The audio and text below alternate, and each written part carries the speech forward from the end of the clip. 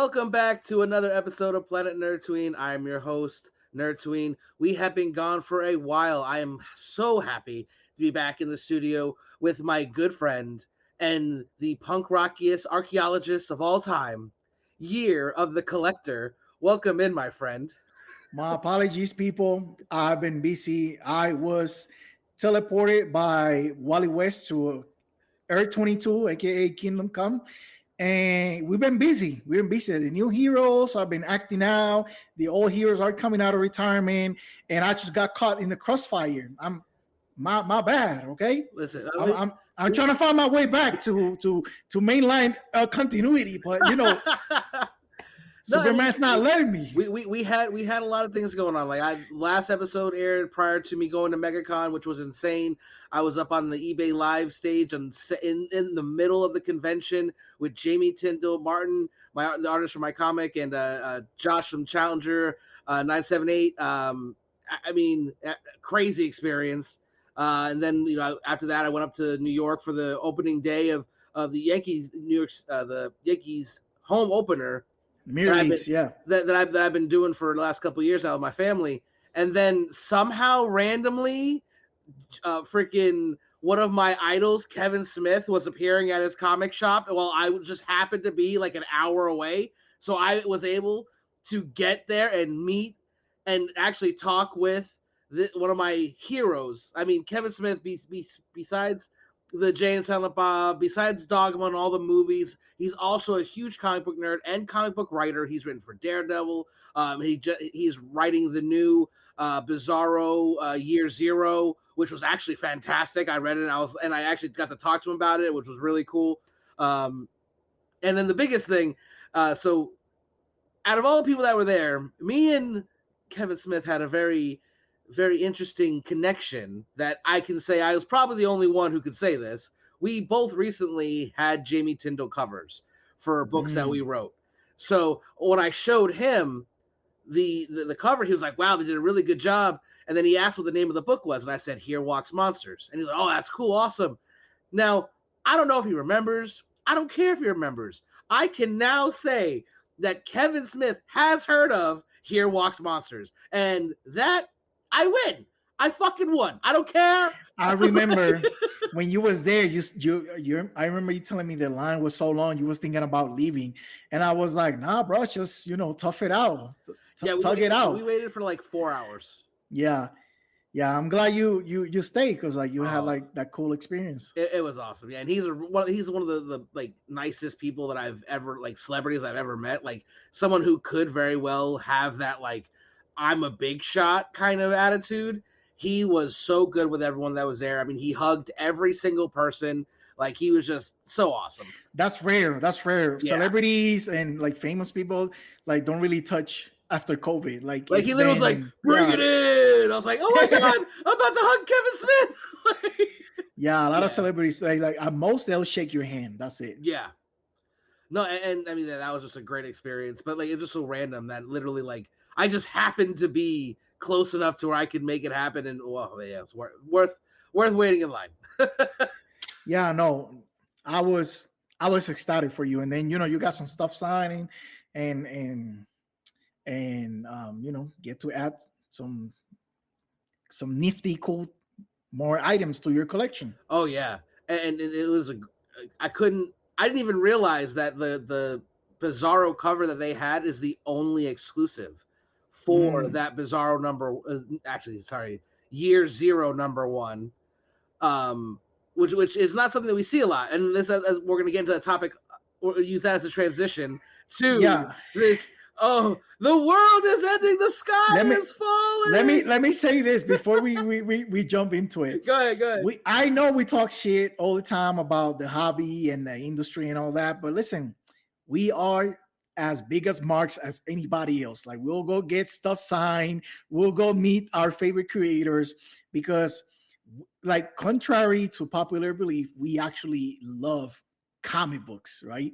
And we're not above or we're not better than anybody listening or watching. We'll go and hang out at a line for hours. We will bring books. We will like dumpster dive through our loan boxes to find that one book that we have for like that one creator that's gonna be there, so we can at least meet somebody and tell them, hey, I like this shit, man. Appreciate you doing this, right? It changed my life, or whatever the case may be. Chris Condon at MegaCon. Like, granted, we covered a lot of Ultimate Wolverine on this channel, but he's a very talented writer, like really good at what he does. So like, I got to talk to him a few minutes. He was just the coolest ever. Actually gave him a copy of my book too. I don't know if he read it. I don't know, but hey, he has it. He has it. He has it in his possession. That's all I can say. Worst case scenario is on the to be read pile. Right. So, we're not worried about it. I'm not. Listen. Just the fact that they accept it, you know, like, and are like, oh, that's awesome. You wrote this. Oh, let me see. Okay, cool, awesome. Like, they could be dicks, be like, yeah, I'm not gonna take that. You know what I mean? They could be like you remember what was the movie called Hustle and Flow with Ludacris and what was his name? The other DJ Qualls. DJ, they gotta play DJ, right? Like, he gives him the cassette, they have this whole night, and then he go in the bathroom, and Ludacris' character is in there, just like he tossed the cassette in the toilet, and he pissed like all over it, right? Like, you know, thankfully that hasn't happened to you, right? But I'm sure I don't know if I can handle that. Like so far, every celebrity or person that I've given my book to, they've all kind of either looked through it right away and like, this is really cool, or like said thank you or whatever. At least niceties enough to be like, all right, I'm gonna take it. Hell, if they threw it away, that's their business. I'm not mad at them. Bro, I'm gonna tell you this story. 2 years ago, I went to Denver for an expo. There was this Canadian artist. He was like very prominent, like in the 2000s. His name is Stefan Roux, right? Okay. Canadian guy. And behind me was this guy with like a portfolio, right? I gave him a book. He signed it. He said, "Oh, thank you for bringing this. I haven't seen this in a while." I was like, "Okay, cool." It was like some Birds of Prey, like from the original series, right? And then the guy behind me had a portfolio, and he asked if Stefan Roux could see it, and Stefan Roux said, "Yeah, sure." And he was like, "Oh, this is good. Thank you for showing me this." Oh, and started giving him pointers, right? The guy after that asked if he could show him his portfolio, and Roux just tore him to pieces, bro.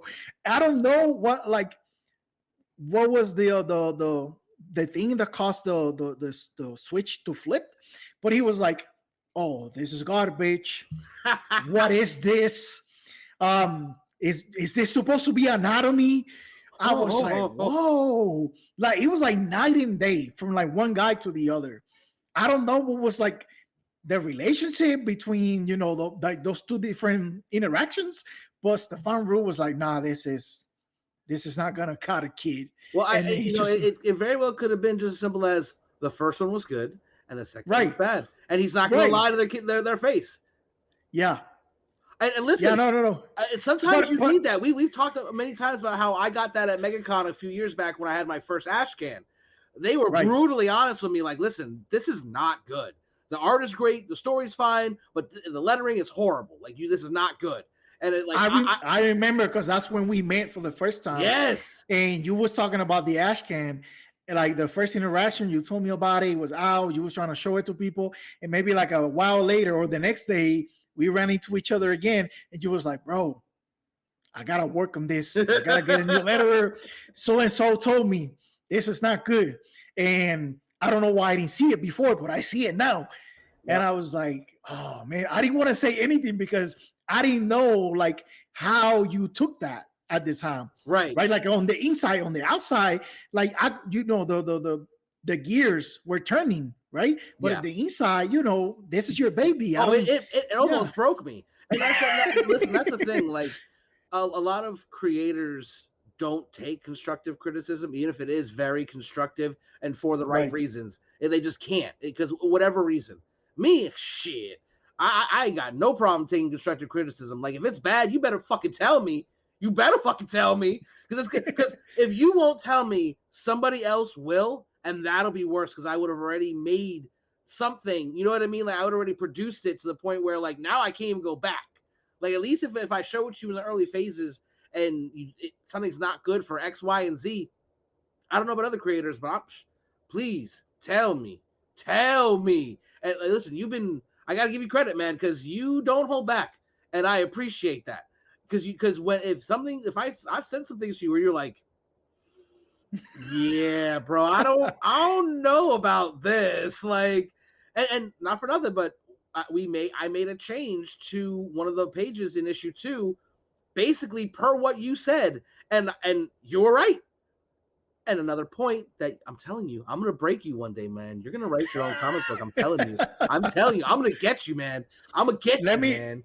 I could do editing, team editing, chief editing, but hey, writing stuff, man. I that's why I'm like, I try not to be very like hypercritical or like, like talk shit about other people's work, because I understand from like the technical standpoint, the creative standpoint, that it's not easy, even if it's like something that doesn't resonate with me, right? Like everything can always be improved upon. So like if you like, and this goes for anybody else out there, right, that reaches out to us, me in particular, I'm not gonna give you constructive criticism unless you ask me for it, right? If you share something with me, you ask me, oh, what you think about this?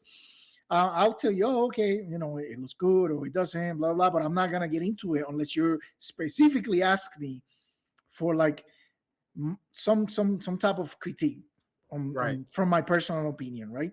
Because like it's not my place unless I'm like involved in the process, right? So fair enough. Yeah, so I like listen. From day one, I appreciated you trusting me, and confining, with your baby on me. So I try to be as fair as I can. Listen, there are very few people that I know of personally that read as much as you, that has the knowledge base as you, and honestly, to take it, you also have no problem, like I said, telling the truth. Like that's probably that's probably what I have to have the prescribed artificial tears, because like my eyeballs be dry at the end of the day. Like no kidding, bro.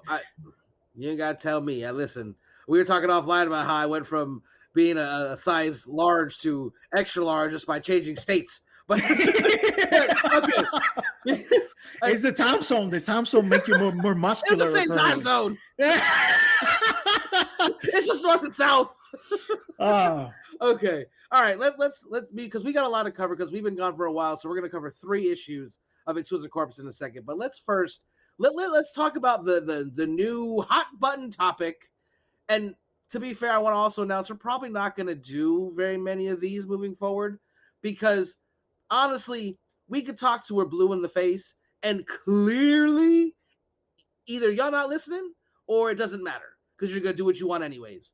So we have a lot of great new bits and segments that we're working on, and we're going to be doing more comics. We've been submitted so many books as of late that we're going to start getting into.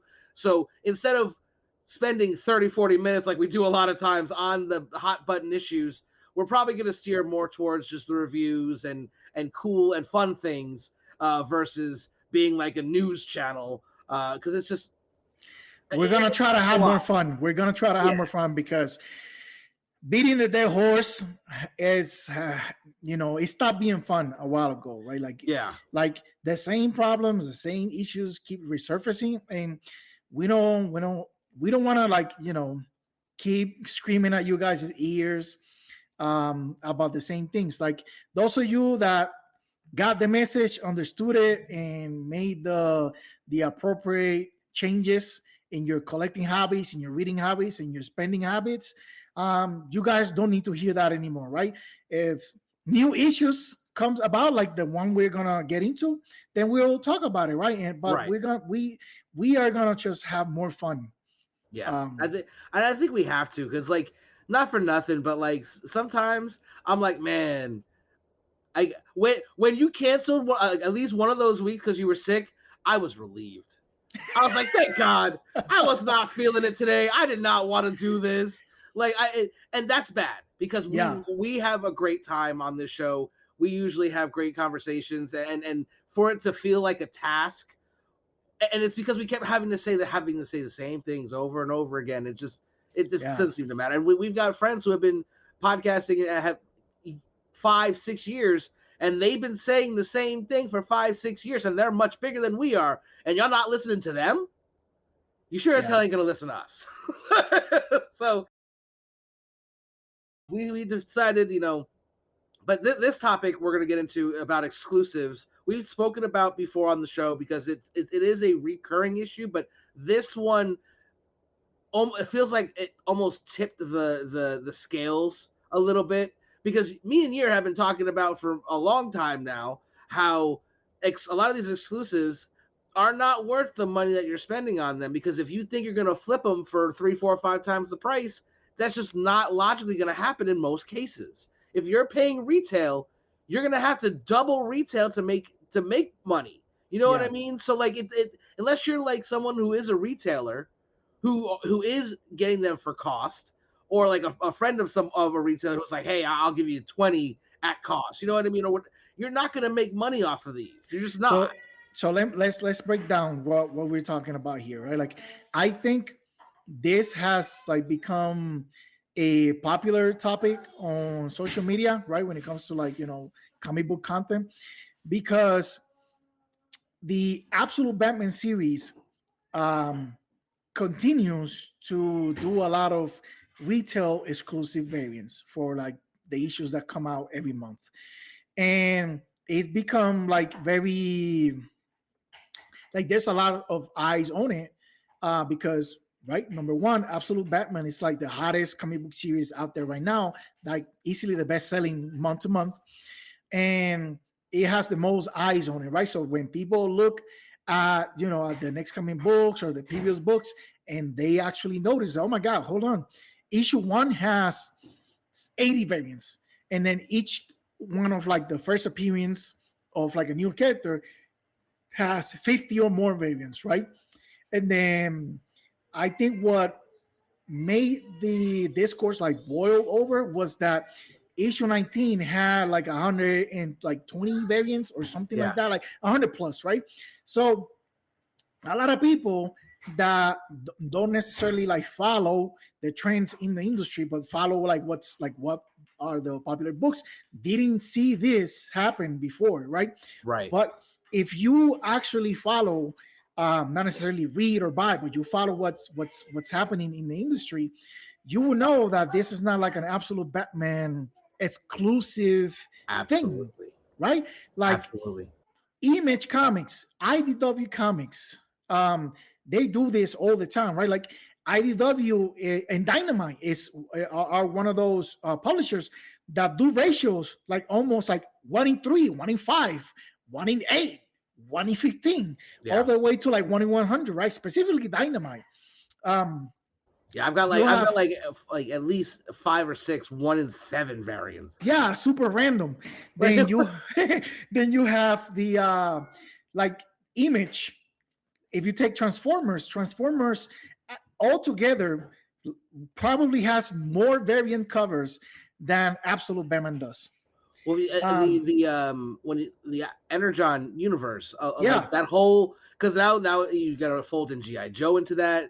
Mask is coming soon, and like there are so many variants. Red Scarlet or whatever her name is. So many variants, and it's funny because we were talking offline about how when you look at it, people are now freaking out, saying, "Oh, the sky is falling," because this is going to be the 4 horsemen of the apocalypse of the comic book industry. Because oh no, Absolute Batman has 100 exclusives. Yeah, somehow people are making the connection to like, oh, this retail thing. It's exactly what happened in the 90s, and that's what propelled the industry to have that big falling that he had, right? And I'm here to tell people that you are incorrect, right? You have like incomplete information, right? I'm not saying that gimmicks and variants weren't an issue in the 90s, but there were many other things that kind of like push the industry into like the collapse it had, right? And also, I want to like make it very clear, like we was talking about before we started the show, that when people refer to like the collapse of the 90s and they think this might happen again, sometimes people imagine this like, oh, the end of the comic book industry. But the reality is that when the comic book industry collapsed in the 90s, the industry itself, publishers themselves, they stuck around. You know, they tough it out, right? Because Marvel, DC, even Image are still around, right? There was only a few publishing houses that didn't stay. Like Vertigo was extremely successful compared to like the mainline DC universe, right? Who actually feels this collapse? Who actually suffers the consequences of like bad practices and bad gimmicks and all that? Is retailers. At the end of the day, retailers, your comic book shops ended up standing there alone, butt naked, holding the bag for these publishers and all their bad practices, right? And also there was like some mismanagement as well, right? And not necessarily entirely for the fault, because if you take the problems that came with the popularity of Image, for example, Image had a lot of successful #1 issues, like Liefeld stuff, some McFarlane stuff, Jim Lee stuff, Mark Silvestri stuff, highly popular, right? But the issue is those series that suffered delays that went from like months to years and some change, those retailers that sold millions of copies, right? Like the industry sold millions of copies of Youngblood #1, let's say, they order like a high quantity for issue #2 because there was a high demand for issue #1. But because of the delays, those people that bought #1 and lost interest because there was nothing coming out anymore, they didn't care anymore. By the time issue out came out and those retailers received all those copies, they didn't have nobody to sell them to because, you know, the interest was no longer there. And then if you are a retailer and you bet money, right, you spend your budget on bringing, you know, Youngblood #2, 500 copies because you sold 1,000 copies of issue #1, what you think is going to happen? You're not going to make that money back.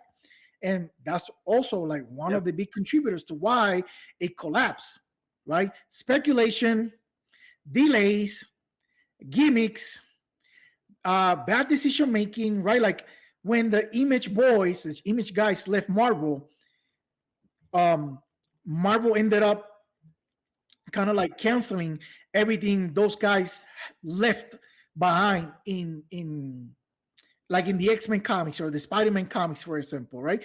And fans didn't like that. Fans like, oh, what happened?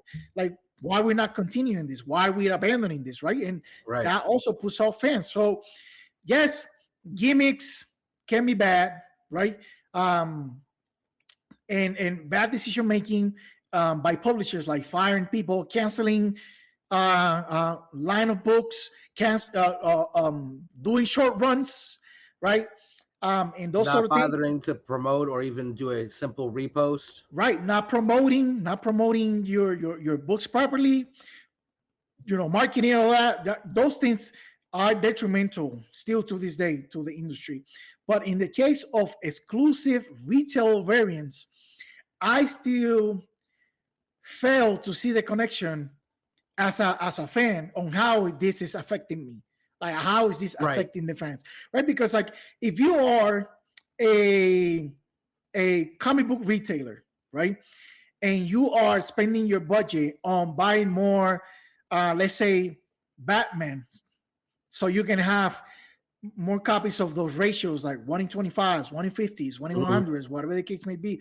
Yes, you are blowing up your budget on those Batman books that you're just not gonna sell all of the variants or all the main covers, but you are hoping to recover your money or make a profit in selling those ratio variants, right? Exactly.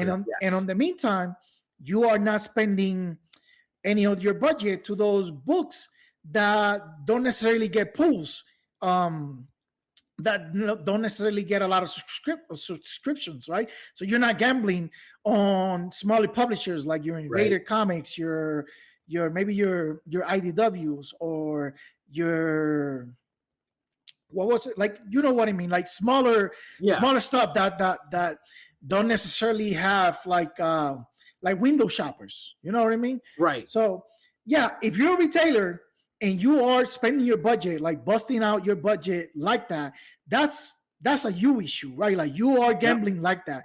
But that nobody is forcing retailers to blow up their budgets to chase those ratio variants, right? And at the same time, retail exclusive variants are not going to be in every shop. Every comic book retailer is not going to have access to order those so you can have them, because it's in the name. They're exclusive to a comic book shop or to a creator. Or a convention. But or a convention, right? Like to sell them at a convention exclusively in the booth of this artist or this shop. Right? Those people that have exclusive retail variants under their name or to their credit, they invested money to get the license. They hire a creator, and then they decided how many they were going to print out. So they dictate the price on their exclusives, so they can make their money back or make a profit or invest in their next retail exclusives. But I'm telling you, even if you see 500 retail exclusive variants for the next Absolute Batman, there are more than 500 comic book shops, 500 retailers around the world, because this is a world business, especially Marvel and DC. Absolutely. So for me, exclusives are definitely not gonna be the tipping point, because for many of the points that you brought up, but also almost every single exclusive is a limited print run. Even if I mean, there are situations where people have lied about the print runs and blah, all that stuff. Okay, but let's just say that everyone's following the rules. Even if they're lying, there's a limit to it. There's a limit to it, correct? And it's way less than it's always going to be less than the regular variants or regular main covers. The publishers, they say it has to be a minimum of this and a maximum of this, period. And they have to follow that, or they're gonna lose a chance to do exclusive in the future. Could even get hit with lawsuits if they're really going above and beyond. For me, the thing that worries me the most in terms of the potential future collapse is the blind bags, for me, because the way most companies do the blind bags is they just stuff the open order covers in there and then say, we sold 100,000 copies. Okay, I'm not saying you didn't, but 100,000 copies were bought because they wanted to get one of those high-priced ones. And you'll find that a lot of people are starting to get angry that I pulled an A cover. Why would I even bother doing this? This is stupid. Yeah. And so I think Marvel finally is listening, because the next iteration of the blind bags for Marvel is going to be Queen in Black #1. And my local store already told me that the books in the blind bags are going to be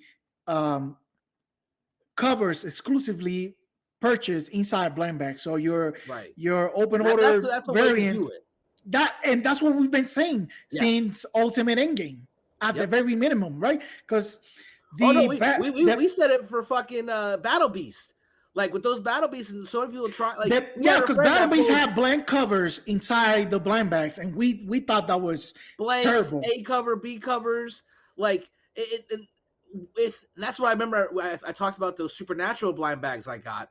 There was 3 books in the it was by Dynamite. 3 books. All of them were exclusive only to the blind bags. Sure, some of the covers were versions that were released with issue 1 that were foils now that weren't foil before. But it still only could get from that blind bag. And yes, you did get a blank in there as well, but there was like 4 different color blanks you could have got, and you could only get them in the blind bags. Right. And so I think, okay, that makes sense. That's great. But when you have these companies like literally having 50,000 A covers in these blind bags, you know those things are going to end up either in someone's long box and never get their money back for it, or in dollar bins in a couple years. Yeah, the gimmick will only last so long, especially when you have blind covers and main covers and open order covers inside the blind bags, right? Because if people like wisen up to that, I go to my store and say, okay, the cover I like is the picture local cover, right? And I can find that inside the blind bag, right? But I can also just go to the shelf and grab from the shelf the picture local cover. So why would I gamble with my money if like the one I want, I can just get it, right? Exactly. And I think they're finally addressing this issue for the Queen in Black #1. At least that's the information my LCS told me, because I talked to them about this, and they were also like, yeah, I don't know why people are going for the blind bags when you can just go, to the shelf and grab the cover you like, right? Unless you are actively chasing the sketches, the ratios and stuff like that. It's gambling, and gambling is huge right now in the United States. And speaking of, this next segment is brought to you by FANDUEL. King Duels or Stake. We have currently a parlay for how many F-bombs get dropped in this episode? Right now, my parlay is 3. We're gonna have 3 F-bombs. I went over for $10 on my parlay combined with of 2 shits. Well, I only need 1 now to hit my parlay, so we'll see. Shout out to all these gambling apps that are destroying homes all over the United States. Bankruptcy are spiking everywhere. For the record, that was a bit. We do not have a sponsor for FanDuel. FanDuel, please don't come and click kill the us. link on the description. There's no link. I assure you. There's no use our code at checkout to get extra bids. No. We have a parlay on the Queen in Black blind bags on how many ratios. My parlay is that they're gonna have 1 in 1,000 ratio covers in there. So click the link in the bio. Bet on take a bet. Stop, because I'm gonna put a real link in the bio. It's gonna be something else. They can get mad at us. Stop it. Oh my god. Okay, but all jokes aside, wow. But the reason why it's a big issue right now is not only because of the 100+ variants for Absolute Batman 19, but there's a huge situation going on with these Quintana variants. So before you go into that, go ahead. What we say is like one thing, right? Now is our retail exclusives becoming problematic in the second market?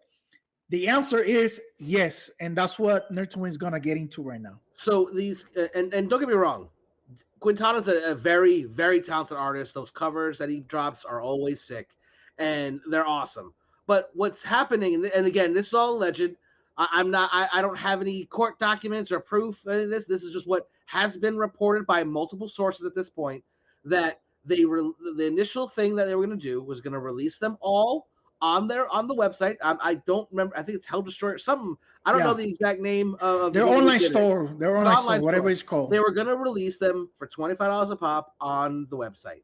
Apparently, they released a total of 20 on the website, and that was it.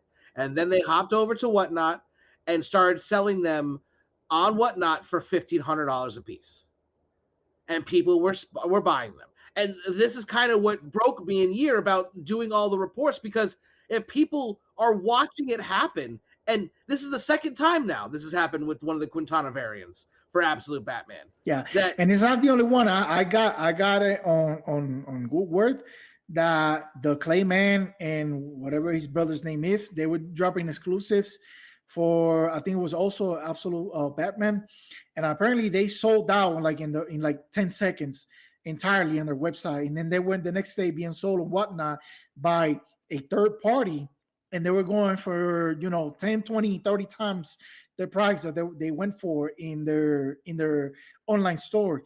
So this is becoming an issue, right? And again, if you are a whale collector, meaning you collect everything, right, from like one book, all the variants, all the exclusives, this is going to be an issue for you. Or you collect or you're trying to chase some of these retail exclusive variants because like you like the artist or you want to support the artist or is something that you thought it was cool for whatever reason you want to have it, this is definitely a problem for you, for the people that collect retail exclusives, right? Right. Like these shady, questionable practices, yes, they will affect you, right? But when you go to your local store, out of those 100 variants that are listed under Absolute Batman number 19, only 8 are going to be present at your local shop. If that. Right?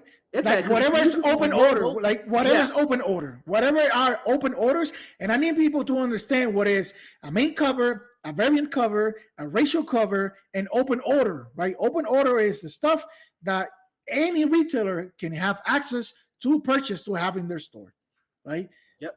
And those are usually like the A, B, C, D covers, depending on how many the ratios, if they order enough. Right. If they unlock the ability to get them. Yeah. And listen, like you said, it's very easy for this not to affect you at all. Just don't buy them. That like I'm not crying because I didn't spend $1,500 on a single book. I'm not crying over that. But I understand the concern because that is a hell of a lot. And then you get the response from Quintana when it was like, well, this isn't for the regular collectors. This is a fancy high-end retail art piece that only certain people can have. I was like, okay, that's a little tone deaf. Yeah, I mean, he's trying to like cover his own behind. At the end of the day, it's not his fault at all either. Like what the retailer does after the fact, even if he's getting a cut, which we don't know, he could, he may not. Who knows? Once he turns in the art, it's what happens after that. That's on whoever is doing the exclusive, not him. Yeah.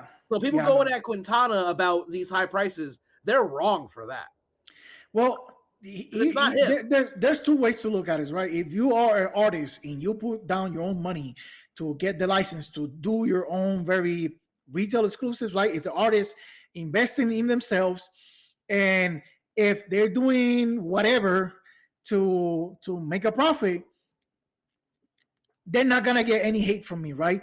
It could be shady, it could be questionable, it could be taking advantage. At the end of the day, people are spending their money however they feel like it. So I'm not gonna hate on that. But you know, a lot of these comic book cover artists, this is how they make a living, right? Mm-hmm. And when you look into the artists that do only like that, they do exclusive variants, a lot of them don't get regular work.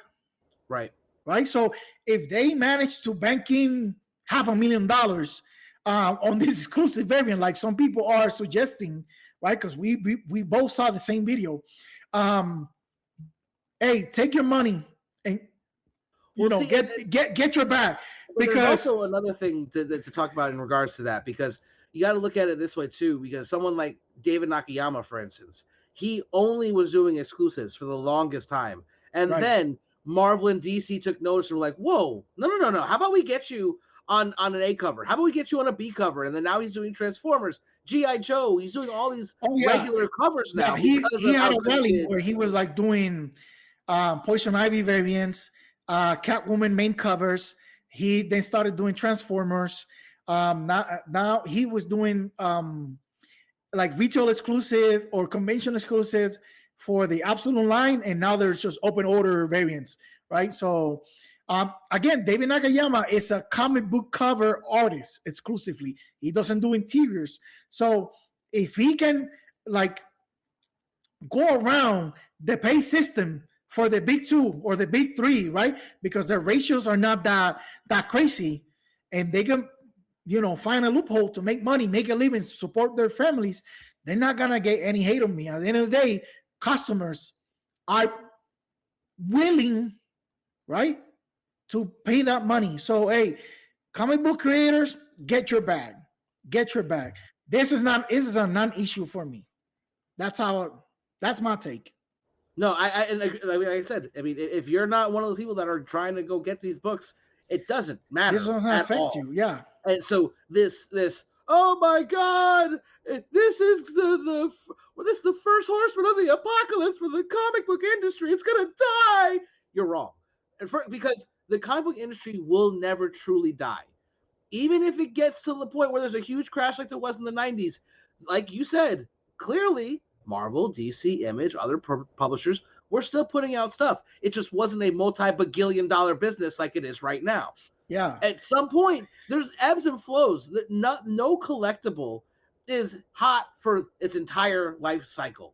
Like, look at Pokemon, for instance. It was hot when it first started, then it died out, and now if you find a binder that you had back when you were a kid that you spent $100 on, that's now a $50,000 binder because people are spending out their ass to buy these cards. Yeah, you know what I mean. Nothing is going to be hot from the start to finish. Period. Let me share some wisdom out there for the new collectors. The hobby of collecting anything is truly a waiting game. Like whatever you like right now, maybe you can't afford it. You will probably be able to afford it in the future because you can save up to it, or, and plot twist here, things drop in value all the time. All the freaking time. I mean, right? there were people that were spending like $1,200 for She-Hulk #1s, and like during the pandemic, and you can get a 9/8 now for like $200.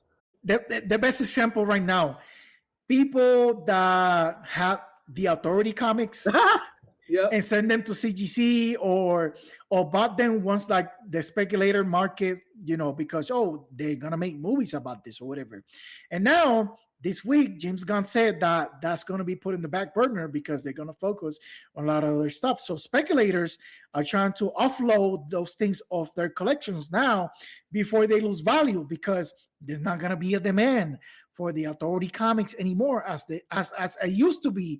We were talking offline because I was like, I'm just so happy that I just happened to have them. Like, so I bought those at like my LCS a few years back. One of them had like this sale where you got to go to the back bins and it was like you paid by the box, like the short box. So I just saw a whole bunch of them in. This was like 4 or 5 years ago. I was didn't think about it too much. I know these. Okay, let me throw this in the box. And then when I saw the stories, I'm like, oh, okay, maybe that could be a huge come up. And now I'm like, oh well. Yeah. So unless anything changes where like a new announcement or he gets put back on the production or whatever, those books are just going to go like this until they go back to their, preview, like pre-speculation prices or even below that. So again, if you was trying to get into the Authority single issues and you couldn't because it was expensive, give it 6 months, give it a year. Not even. Right? No, I'm giving it grace here. Fair enough. Yeah, but it's a waiting game. Yeah. No, and I think it is it concerning that there are so many exclusives out. I mean, you can make a case for it, but like again, like we were talking about, like I got to bring up Nakayama. Without those exclusives he was working, he would not be doing the open issue covers now. It's that simple. What the exclusives do, it gives retailers and artists a chance to either make money or to get exposure, and that is never a bad thing. Period. What happens after the practices they do when they're selling it, sure, all of that could be an issue, but the on its face, the exclusive itself is not creators getting more work, retailers selling more books. I have no problems with that. Absolutely, and I think we kind of hit that nail on the head right there. I mean, if you're gonna do something shady with it, that has nothing to do that it's an exclusive. You would be doing a shady thing with something else anyways. Yeah. You just now have a little bit of coverage and making it a little bit legal and be able to do it that way. But do you have any final thoughts before we move on to what we really came here to do today? 44 minutes in. No. We're good. We're good. Okay. All right. So, ladies and gentlemen, if you have not been living under a rock for the past year, you don't know about the book we're about to talk about. But anyone, you don't know Ball if you don't know his book. Ball. All right, now to be fair, there are some people that don't like the hacking, slashing, gore, or horror at all. So some people may not know it for that reason. But if you claim to like Scream, any of the slasher, Freddy, Jason, freaking The Purge, anything like that, and you have not been up on Exquisite Corpses, then I don't know what you are doing with your life. I really don't. This series, and we're going to cover the last 3 issues before the final issue. 10, 11, 12. So issues 10, 11, and 12. Because we've been gone for so long, we got a lot to cover. So when we talk about Exquisite Corpses, and I think Year's opinion has changed a little bit because of what happened in these issues that we're about to talk about. I definitely feel like, for the most part, it's one of the best series that has been out in the last few years. It had, up until like the last couple issues, very good turns that we weren't expecting that made the story better. And then there were some of these last couple issues that we were like, I don't Wait know a minute. about, Wait a minute. About that. But before we do anything else, I have to say, we'll talk about it a little more in a little bit, but I have to riot a little bit, because last time we talked about Exquisite Corpses, I said if my boy Meth Head Mike dies, I'm a riot. And god damn it, I gotta riot a little bit, because that hurt my feelings, man. The one person in the whole book, from the start to finish, that understood exactly what the hell was going on, the one who was initially treated like dog shit by everybody, to have this full character arc to basically a reluctant and awesome hero, saves multiple people's lives. He tried to save even more lives, only to get got by. He got by a freaking refrigerator, man. He threw a fridge on his head. Meth Mike was like Sisyphus, if this was like Greek mythology, right? Because like he knew that it was an uphill battle. He was pushing that boulder up the mountain, and at the end of the day, he, like, how much impact he had on changing things? Not that much, because people were not willing to listen to Meth Mike. And and what these 3 issues really did was, it took normal people and pushed them to their limits in this game, with all these killers, with all of these people doing all these horrible things. It pushed 2 specific women to the brink, and they were just regular civilians that were in the game space. When we're talking about Laura and Audrey. Is it Audrey? Or Aubrey. For some reason, that's what I'm saying. My brain just like had a. Is it Aubrey? I think it's Aubrey. Well, okay, well, we'll get back to that. I'll keep going. Okay. I'll get into it. So, last we spoke, there was a lot of things up in the air, and we kind of made some predictions. We had this. We knew who was going to win, right? We had all these different plans on how that was going to happen, and then before the end of these 3 issues, it was all torn to shreds. And that is, I think, and we'll get into that in a little bit when we talk more about certain parts of this, where he says that the series jumped the shark a little bit, because, as I said previously, because they hinted at this turn where a player isn't necessarily the important part, it's the weapon itself. And I postulate, I was like, probably no one really knows that, besides this old lady Massachusetts who hasn't won in 40 years. It implies that she's been there for the longest. And we find out in these issues that she's right, that it's the weapon that matters, not the person, not the killer. So we got to see the unraveling of this game in these last couple issues, because when it started, everything was under control. It was being run perfectly by the groundskeeper and the game master. Everything was going off perfect, no problems. Everyone's all the rich people are having a good time doing their side bets, getting all jacked up and everything. And it's all good and all awesome. And then the catalyst that kind of set everything off the rails was actually the death of the groundskeeper. Right. Because at least when the groundskeeper was there, he was even keeping some of the players in line. Like, yes. like early on, he was confronted by Recluse and basically was like, "Listen, you really want to come at me? Don't you have a job to do? Why don't you go do that shit instead of messing with this old man?" And and we even up until the previous issue when Laura went off and killed those guys in the bar. They were there doing what the groundskeeper instructed them to do, and the issue, they were trying to trap in Meth Mike via radio. Yep. And or Lara, they were trying to trap Lara, and like somebody intercepted the trap.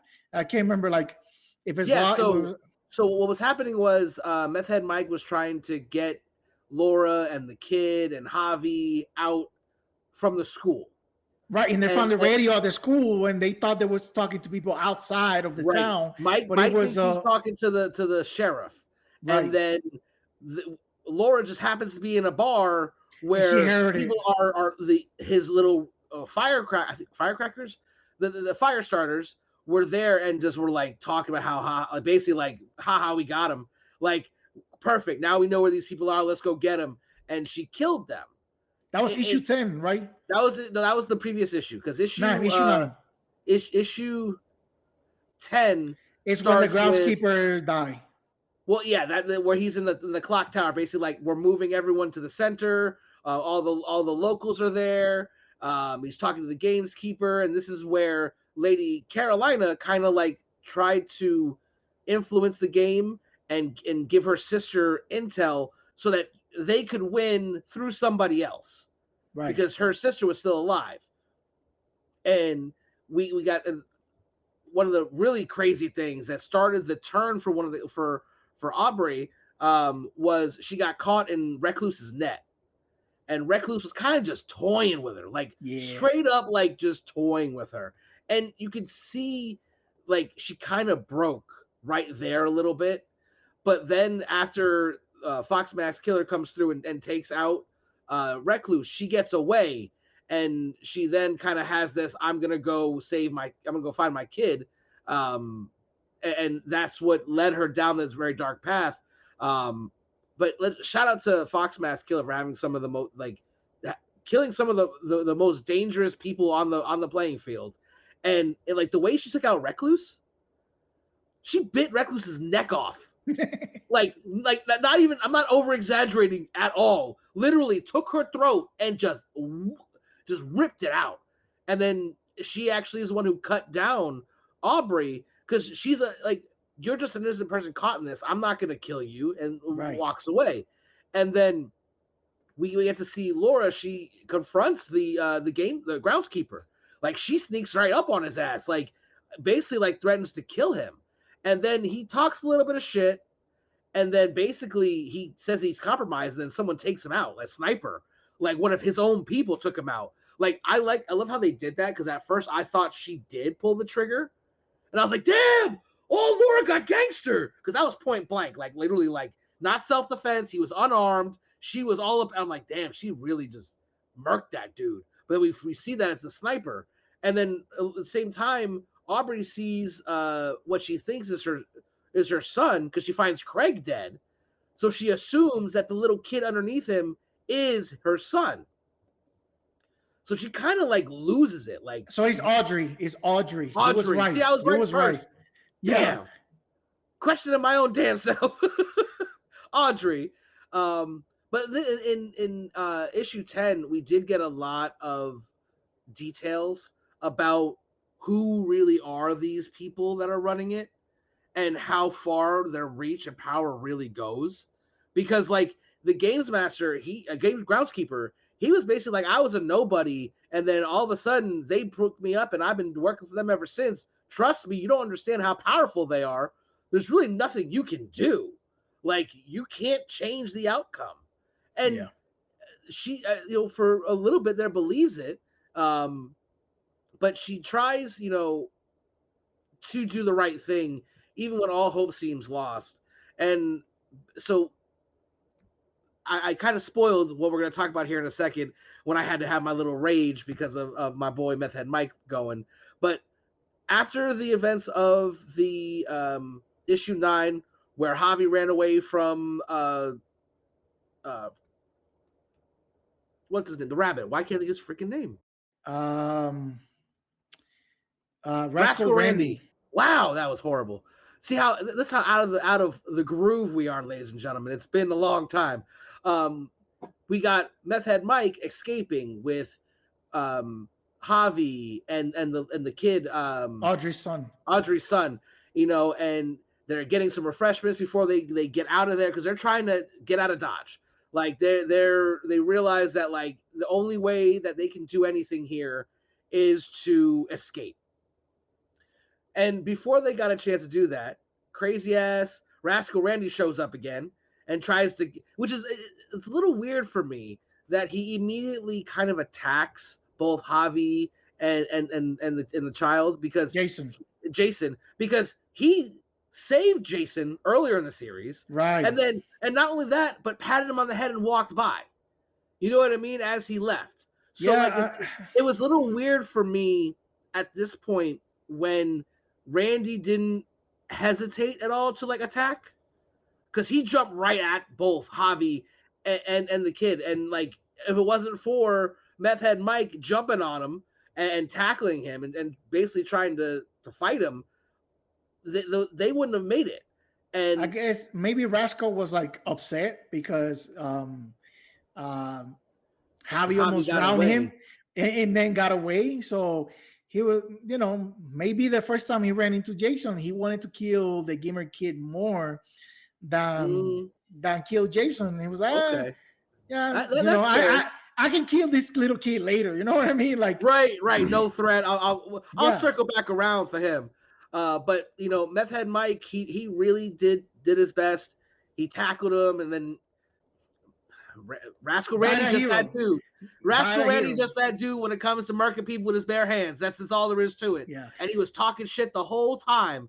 And then Rascal Randy literally like smashed his head in with a portable freezer, like just ripped it out the wall and just smashed his head in.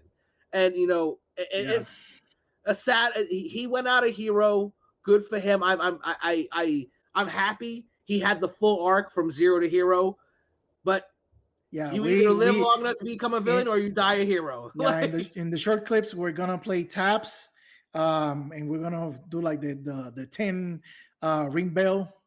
For my boy, our boy, Meth Head Mike. He maybe he deserved better. We don't know, but he actually did what he could to save people at the end, and he did, right? So shout out. This one goes for our boy Mike, for my dead homies. And we were talking from day one about how awesome Meth Head Mike was, and it's ironic to me, and I'm thinking about this, that the story kind of went off the rails a little bit after his demise. So he is like what I wrote back in February when issue 10 came out, right? The first thing that I noted was like the feeling artist wasn't doing it for me. And it's not that it's bad art or anything, but it felt like a different vibe from what this series had been up until this point, because even the other feeling artists that we had previously, their style was like similar to that of Mouthwash, right? And Nazi's style was just like completely different. So it kind of felt like out of place, right? So it was kind of like, I was like, like this has like contrasting vibes, right? And it's not like even part of the story, right? Because like sometimes you're reading a comic book and when you have one perspective, like you have like one style of art, and maybe you go into a flashback or somebody else is telling the same story or a different tale happening from somebody else's point of view, and the art changes, right? So it wasn't even the case. It was just like, oh, maybe Wash couldn't finish the whole book, and they brought somebody last minute to like do the pencils, right? Or they change the script, which happens all the time, and Wash was too busy, so they hired somebody else to do the changes on those pages, right? I think the game master realized that there was no retirement plan for that job. And that's why, because like they kind of like told him, was like, oh, you're not the first game master, like we killed the last one. I can't remember that was said in this issue or the one before, but from the moment things started to go like out of his control, like things were like coming unglued as far as like as the game goes. Yeah. The family started to get up on his face about it, right, and threatening him and all that. So when the groundskeeper got the pink slip, literally, the game master just saw that, okay, there's no actual retiring from this job. This is until you die, because they're not like stopping a marriage. this. Death to us part. Yeah. No, and one of the first like kind of like secret reveals or like changes to the rules that we just didn't know about happens here. Because and that's something I wrote, and that's something I wrote specifically, right? Like, I said, it feels like a lot of people's fates are riding on some very malleable choices by some very unexpected variables, right? Whether it was the players, the families, the game itself, like things started to become flexible. Like it was apparent on issue 10, right? Not only was the game coming to a close, but it was also unraveling, both from like on the ground and from the watch party, right? The families starting to cheat and call in and like pull out of nowhere like these secret rules that nobody else was supposed to know. Like the structure of the story per se was like unraveling, right? The players, the rules, the families, is all up in the air. It seemed even back then on issue 11 and issue 10. Sorry, like issue 10. Issue 10. Because like they basically told him, like, because the groundskeeper died, the games master is now also the groundskeeper. Like he has to do both roles. So like, and that's not something that we knew going in, but I mean, obviously the characters knew that, because one of the 13 walks up to him and told him straight up, like, listen, like you now have to do everything, and a lot is riding on this. It looks like shit's spiraling out of control. So now hold on. To be a little fair, because these last few issues were so far the ones that me and you have been more critical of because of what happened. The game itself is unraveling, so the story is as well. It could have been done like this on purpose by Tynion to give us the sense, the feel ourselves as we're reading that the game is unraveling. So it could have been a conscientious, instead of like, because initially I at least thought it was just to circumvent expectations.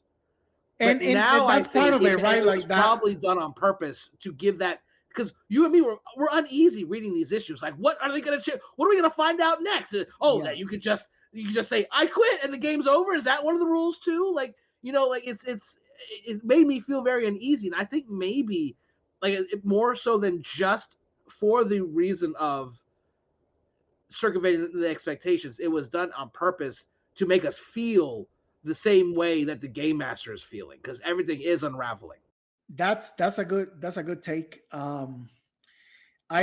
So we'll get to it, but I think my issue was like I could not suspend my disbelief for how the dynamic unravel for the families, right? Like it's not that certain killers got murdered by civilians, or certain killings didn't make it all the way through. Like God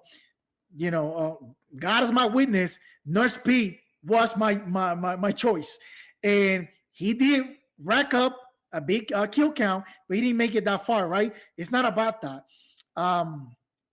Let me see. I have my notes here for issue 11. So, okay, the first thing was they had another guest artist for issue 11. I don't know what was happening with Matt Walsh, that he couldn't do all these issues. He's doing stuff for DC and Image now too. Yeah, again, I don't know, so I didn't try to like put him down for that. So Gabby Fullerton is the guest artist for issue 11. The meat and potatoes of the plate, if you will, because Walsh had like some pages here and there, right? But Fullerton brought like the sharp modern style of pencils. Like imagine like a Dan Mora or Jorge Jimenez type of like style of comic books right now, right? But they did keep the aesthetics of the world the same because Jordie Bellaire, it's the colorist throughout so talented. Oh my god! Hold on. Can we just give her flowers a little bit?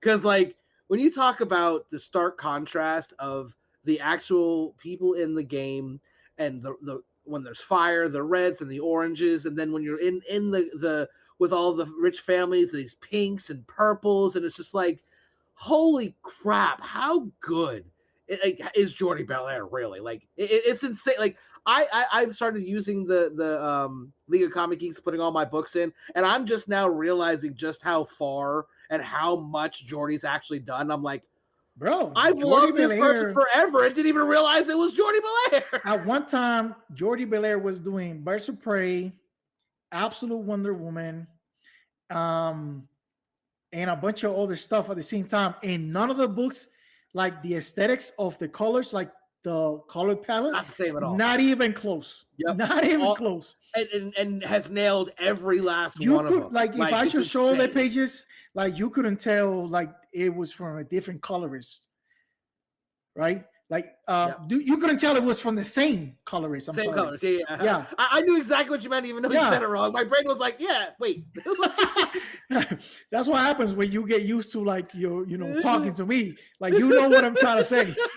I read between the lines on that too well. Like No, but shout out to Jordie Bellaire because through and through, even regardless of like who the pencils are from, the aesthetics of the series have stayed the same because of Jordie Bellaire, because you kept the same colorist, right?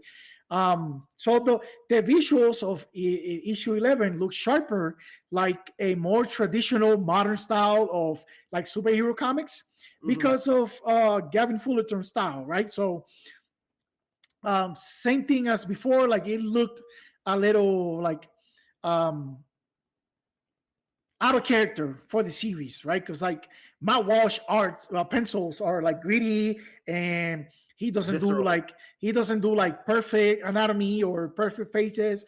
It's a very like rugged style, right? And it works for a slasher, for a horror comic. Oh yeah. And I think that's how it should be. Yeah, that's exactly what I wrote. I like the sharp style, but it definitely makes it 1 degree of separation of what the series has looked so far. It lacks the gritty and the horror vibe that's been present until now, right? Like even the other artists, like their styles was not like superhero. They did have some of the aesthetics that they, like you said, like it's much closer to Walsh, that they did nail a couple of these panels, like almost to the point where I was like, is that Walsh? So like they're like specifically when Massachusetts is talking to Lady Carolina, and like she's like staring down her Massachusetts' face. I looked at, I was like, ooh, that's gorgeous, like that, like, and it's real sharp, just like you said, but it still has a great horror vibe to it. And then also with like when they had that like it's because of the camera angles, right? Like there's certain way that horror films are shot, right? For some reason I just saw like someone going in the comments, they're talking about camera angles in a comic book. There's no cameras. It's just as a reader's point of view. Yeah, no, but that's the actual terminology, right? Like the angles of the perspective, right? Like, listen, I write, and that's what I use. I use away from camera. So like I get it, but like I literally just heard like a troll going, but technically it's a POV of the reader. Yeah, relax, guy. You know what we meant. We can relax. It's camera angle, okay? I talk about comments, like we get tons of hate comments. Like, who am I kidding? We do sometimes. Sometimes we do ruffle feathers. The only time that they seem to talk shit is when they want to talk about my mic. Why is it in front of his face? You don't have to have it there. That's true. Well, people always have like this inquisitive curiosity about the setup of your mic for some reason. I'm the man behind the mic. Yeah, they want to know. They want to know. They want to see the face behind the voice. I charge extra for that, and I ain't getting paid yet. So right. You gotta get a number, get in line, charge $10. No, but issue 11. The last thing I wrote was okay. So the issue 11 was increasingly busy. Like a lot of people getting murked. A lot of the pace definitely quickened in this issue. A lot of people like conspiring. A lot of communication back and forth. A lot of running around. Right, and then with 2 issues left, some of the plot for at issue 11 came to like an imminent end, right? Like things just like fade to black, basically. Especially the way characters died in the end of issue 11. Yeah, and it made me feel like I wasn't ready. Like I turned the page, was like, okay, what's next? I'm like, oh shit. Yeah, yep. That's how we ending this. That's what we doing, James. Yeah, okay. Right.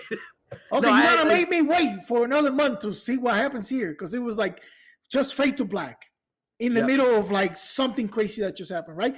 Excellent cliffhanger. It pissed me off, so it kind of like did its job. It definitely did its job, for sure. Yeah, definitely. But like now for me, like this issue, the one thing that bothered me a little bit was the way. So a lot happened where, Massachusetts and Lady Carolina are scheming, trying to get their people in place so they can sneak a victory.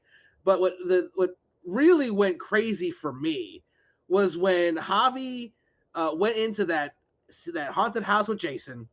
Yeah. And basically Kevin McAllistered Rascal Randy to death. Like it was, for me, Rascal Randy was a character that should have had a more impactful death instead of more screen time. At least more screen time. Anticlimactic for me, because like he, so what happened was Javi takes Jason to this haunted house that he knows of. It's obviously not a real haunted house. It's Halloween, so the town had one. Makeshift, yeah, it's a makeshift. So he has him hide, and then basically he kind of like taunts and like really does his best to get under Rascal Randy's skin, so he started chasing him. And then he knocks off his helmet, and Rascal Randy just completely unravels. Because he don't want people to see him. Yeah. So then he put it on, and then Javi just pushes him out a fucking window, and like gorges a lamppost or something through his chest. Some spiked stuff that was like laying on the ground for the aesthetics of the haunted house thing. And like for me, he goes from Rascal Randy to like a chicken kebab. Like he literally goes from Jason fucking Voorhees fucking walking through a goddamn swamp or like teleporting and shit to just a skinny little dude pushes him out a window. Yeah. Like it for me, it was very anticlimactic. And I do want to say that what I'm about to say is going to sound insane. I'm not saying I'm right here. All I'm saying is now, especially after what we'll talk about in a second, for the last issue that we have out right now with the twist, I could see another twist happening where Rascal Randy ain't dead. And I'm going to give a couple points why I think he could possibly have survived this fall. The biggest of which, they made a point throughout this entire issue, the last couple of appearances of Rascal Randy, to show the person underneath the mask, the teeth. They made a point to show that. And then I guess it's because they was killing him, so there was no point of like holding up the mystery anymore. It was show him a little bit that he's gonna get murdered. So that could be the case. But all I'm saying is, if he actually got skewered by this, whatever it is, there should have been more blood. And I remember you thinking he wasn't like fully dead. That maybe he was. I could see. I remember you saying that. I could see a way that Tynion could spin it that like So when he knocked off his helmet, his mask off, he didn't get it on fully, right? And then fell out the window, and he wasn't fully in the suit. So instead of like having his arms completely out, he could have been like to the side a little bit. So like he could have got hit through the shoulder or through the side and not right through his chest like it's implied. Now, I hope I'm wrong with this, but I'm just looking at it going, after what he pulled in issue 12, I don't know, man. I'm not putting nothing by him no more. You know what I mean? Like that's the one death for me. I'm just like, is he dead though? Like he should be, absolutely should be. But we are deciding to be in denial because we hope we can see him at least one more time. Well, we're gonna at least get the because he's the Rascal Randy is the first spinoff. It's the one shot, right? Or is it a miniseries? I can't remember. Oh, I don't remember. So Tynion they announced that they're going to be doing again. I can't remember if it's a one shot. I think it's one shots of certain killers, as well as like just to like tell like more of the story, and so we're definitely going to get more Rascal Randy. That's we don't have to worry about that. He's going to be back in another show. Okay, I'm looking at it. It's Exquisite Corpses, Rascal Randy #1. It looks like a one shot. It takes place in New York, so this is not like not happening while this like this. Oh yeah, it's definitely the all of those are definitely prequels. They said that. Let me see. Because it's Rascal Randy, the Fox Mask Killer, and I think the Lone Gunman was the other one, and then a fourth one with the rest of them. Okay, yeah, no, I wanted to like look that up and let people know because like sometimes you have like tie-ins, one shots, right? Like that showcase the characters. Like, oh, what was Rascal Randy doing between the cornfield scene and the school scene, right? And then they could show him around, right, just choking people randomly and trapping people and doing all this stuff. I'd be in for that. right. But it's not the case. It seems like this is going to be like a story of like the birth of the legend of Rascal Randy in Aurora, New York. Interesting that he represented New Jersey, but now and then back to the issue itself. Another big development was Lady Carolina went and retrieved these knives that were meant for another killer that has already been dead. He was killed by Pretty Boy in like issue 2. Yeah. Like, what was his name? It was the guy. The guy Congregation. Something like that, because he had all those stitches all around his body. Yeah. And he never actually got to his. No, he was like one of the first ones to get murked. It was the guy with the mullet. I want to say he was the first one to go. The one with the hammer. The hammer, yeah. I think his name was it was something like the Congregation. I think you're right. Yes, right. Congregation. Yeah. And so Lady Caroline went and found his stash and got all the knives out and was ready to go to work. And yeah, remember, because he was complaining that he didn't find his knives, so he was like, he said something about it's not gonna be as clean, or remember that, because he never found his knives. Okay, hold on. I wonder if maybe they were moved by someone before the game started as like a backup plan. I think it was like so the killers had like a grace period to like find their cachet in their weapons, right? And not all of them were able to get to them, right? But what I'm saying, he said he couldn't find his. Maybe it was moved from the get-go. It could be. That's what I'm saying. Like I'm thinking like maybe this was a plot all along, as like a second chance for somebody else. Like, I mean, if it was, they would have said that already because. No, it definitely was. It definitely was. But hold on, it doesn't matter anymore because Lady Carolina got the knives and she still got murked. Remember? That's true. But hold on. I you want to know how I know it's that way? Because they already had the walkie-talkie already planned prior. Massachusetts. No, not Massachusetts. It was Carolina, South Carolina. They had those from the get. So that her sister, means that they had somehow planned a way to have this backup plan, because immediately when shit went down, she like already was like, what are we gonna do to figure this out? And then that's when maybe Massachusetts moved it. Someone definitely did some shady shit because it was also found like right in the middle of town. Why would they put one of the caches in the middle of the town when they wanted to push everyone towards the middle of the town? You know what I mean? Like, is some shit, it's just not lining up, but whatever. Okay. So back to what happened when she got the knives. So Audrey shows up and like walks in on her as she's like grabbing all these knives and talking shit. And like, she even like walked up to her and just cut her face. And Audrey didn't even fucking flinch. Like, they were like inside a bar or something, right? And Lady Carolina was like teasing Audrey and like talking shit, right? I remember. Was it? I think it was. I know it was indoors. It was some kind of shop. It was some kind of shop because there's like glass cases. And she was talking about how she didn't like knives because they're so unsophisticated. But yeah, she's talking all this mad shit, pushing every button she can, and that's when Pretty Boy made it to the center of the town and just started killing and swinging. When I tell you, like we talked about it before, how we knew that was kind of going to happen, but still, some reason when he did it, it surprised the shit out of me.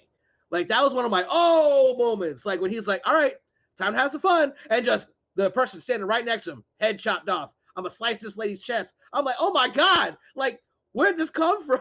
Yeah, that axe did not go dull at any moment. It just kept cutting through all these bodies. Yep. And then I did like how Laura tried to like be a cop for a second. Drop your weapon.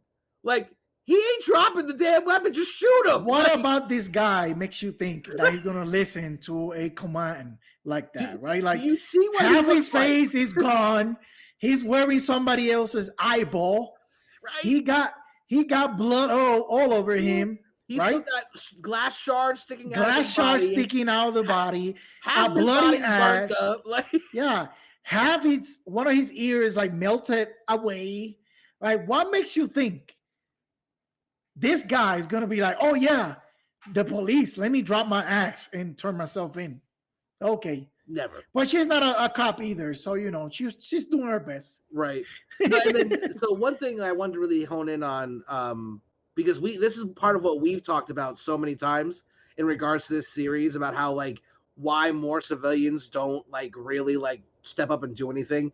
Lady Carolina's talking to Audrey and she's like, people convinced that they sacrifice themselves in one final heroic act. But in my line of work, I can assure you, people who see terrible things do terrible things, and we love to watch. Mm. So she kind of insinuated that you have to be a specific person to do what they do. And then that's when literally Audrey just picks up a knife, stabs her in the back, and then they start fighting. Was barking at the wrong tree because Audrey has that dog in her. And it's not the first time she's gone feral. She's gangster. Like, she's got like, so she ends up taking out Lady Carolina by pushing her through the freaking wall. The glass window. And then taking two knives or screws or something. I don't even know what she's got in her hand. Yeah. And just both of her eyes. And fix her cataracts. Yeah. I should say.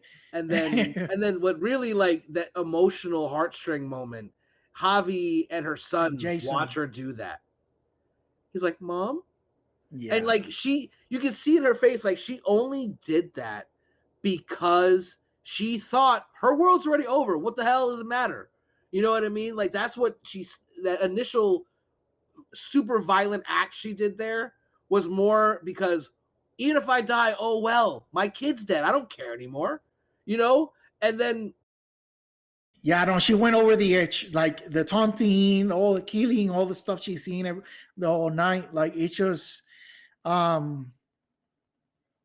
don't know if you can call it like a psychotic break or a psychotic episode, because like when she sees her kid, she's like, "Oh, give me my son," and she's like, it's like not self-aware of what she just did and what she looks like. Yeah, right. She's just like, "Oh, give me my son, give me my son." Like, I've been looking for my son all night.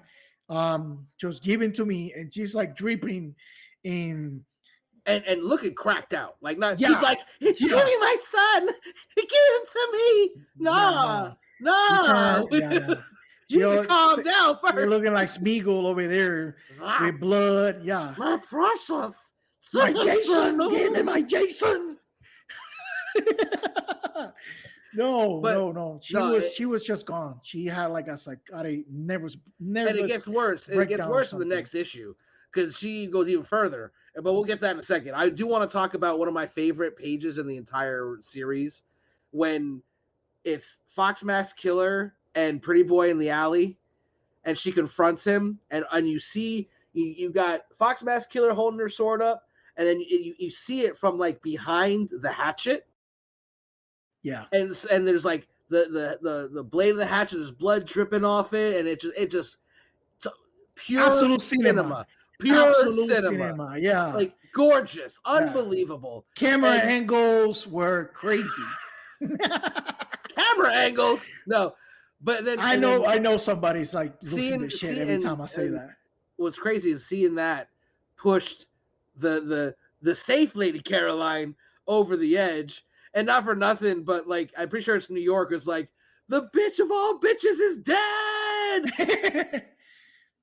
Yeah, so there's some like crazy commentary going on over there, but like it was clear that South Carolina, for some reason, the sisters, they had like a chip on their shoulder, right?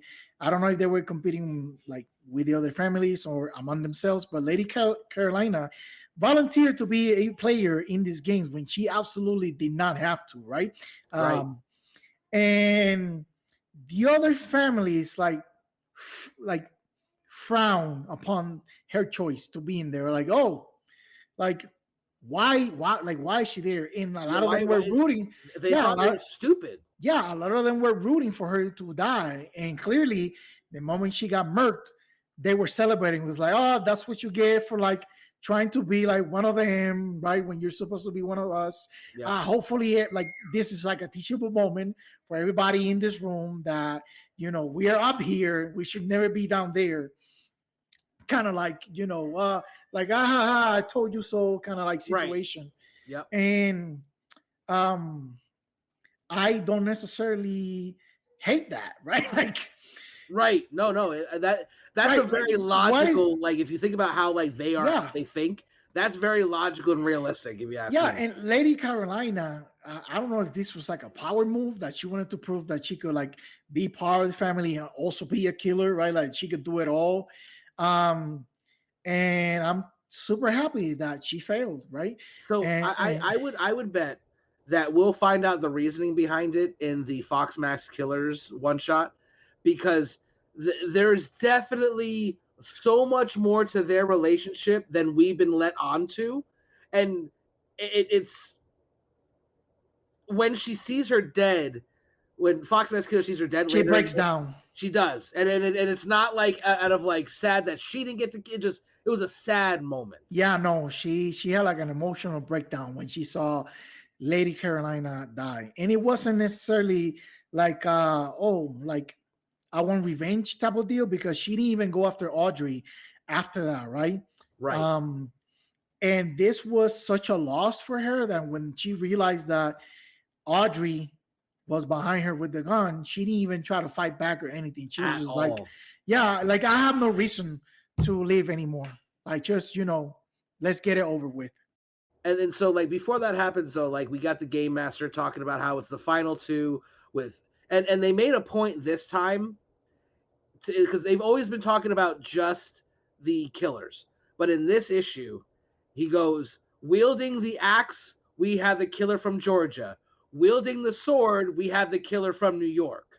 And this is the final round. We're gonna be concluding shortly. Like, okay, so they made a point to say that. Yeah, so before that, like you have been speculating that Massachusetts knew the rules better than everybody, and there was a loophole that had to be either with the gun or whoever becomes the official killer for the family gets to win the game for said family, right? Yep. And then in plain text, Massachusetts gets on the radio and tells Laura exactly Right. Like your only way out of this situation is playing the game for me and winning, because we've been doing this for a long time, and when the game is over, we go in there and we just kill everybody, erase it, nobody ever finds out, nobody survives.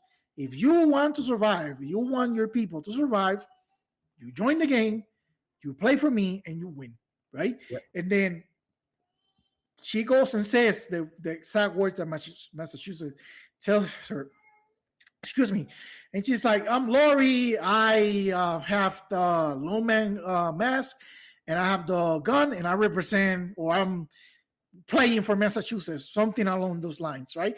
And that's when everybody was like, whoa, what's going on here? Oh, that's not part of the rules, blah, blah, blah. And Massachusetts was like, no, it absolutely is. It's not about the killer. It's about the gun that represents the family. Yeah. The one that makes the weapon that makes the kill wins the game for the thing. And then that's when the other guy was like, oh, well, two can play that game. And he took the radio, was like, yo, take this sword, kill that bitch, and you and your son can survive this. And that's how we got to where we are, right?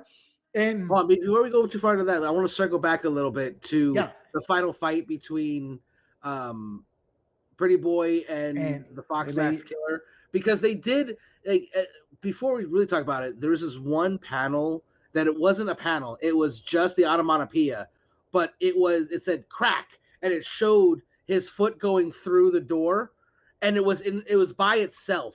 It wasn't actually in a panel. And when I saw that, I was like, oh, that is beautiful. Like, I felt like we needed to point that out. And I did like how, because the final fight actually starts off in the alley, but works its way into the same place where Meth Head Mike got killed. And earlier in the book, Pretty Boy and him had a nice little, like, he literally basically told him, like, I don't know if you're going to survive this, but it's going to be nice. It's going to be fun to see what happens.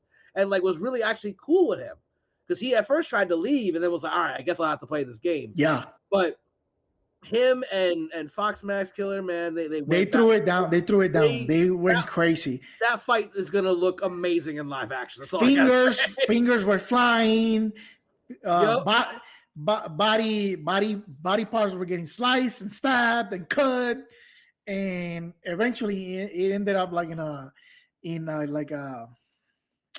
like a samurai scene, like a samurai film, when like they cross each other and like one kills the other and the other one just like goes like flying. It was incredible. Yeah, no, it was awesome. And then that leads to the moment, like what we were talking about earlier with Audrey going nuts.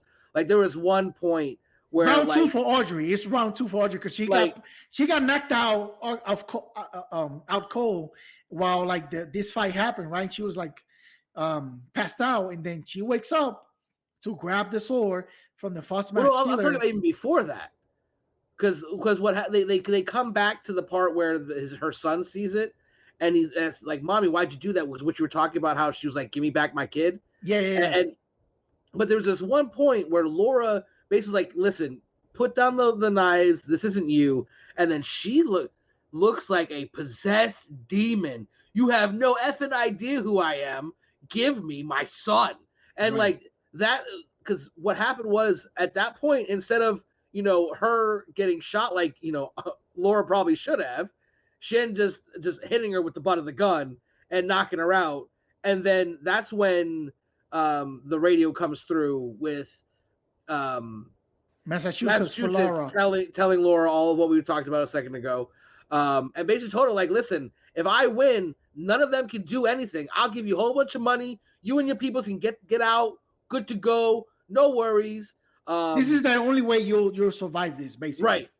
And then there's a lot of exposition in this. While a great fight was happening between the Fox Mask Killer and Pretty Boy, and then when that finally ended, because she told her, you have to get that golden mask because all of my people who ever have won always wore the golden mask, which I got a bone to pick with that scene in a second. But they bust out of the glass, and like they're Pretty Boy, they're still going, and then she breaks his arm freaking just so sick. And then finally just chops off his head. And everyone's so excited. Yes! Oh, New York wins! And this is the point where I'm like, right before she picks up the mask and says what we were talking about a second ago, we see the Fox Mask Killer take off her mask and just like broken staring at Lady Carolina. Like that moment, we talked many times about this book being so cinematic. They turned really, really, really into it in this last issue with the cinematic feel. And then that's what, she calls herself, I'm the last gunman, takes out, literally fucking Fox Mask Killer's just literally like, just do it. Yeah. Shoots her, and you got that whole, that Romeo and Juliet moment with her and Lady Caroline. That's why I'm like, there's definitely a something lover squirrel going there. But yeah, so the book ends pretty much with Audrey picking up the gun and picking up the sword of the Fox Mask Killer, and now she's Audrey Unleashed. So the final issue is going to be Audrey Unleashed versus the final gunman. And like, all I gotta say is, anyone who actually bet on this, lost. No one won. Nobody won.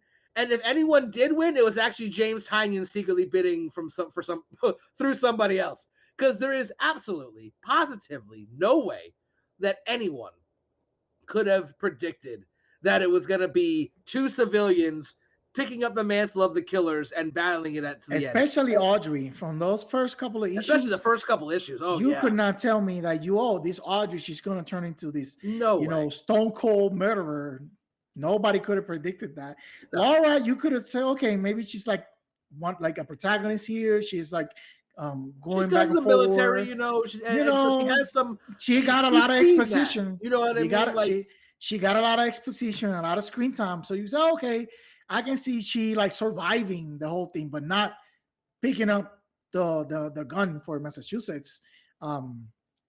But yeah, so that's what we was talking about earlier about circumventing expectations, right? Like, nobody was expecting this. Is it cool that two civilians get to be in the final match? Yes, it's very cool. In a lot of ways, the way it got built up, right?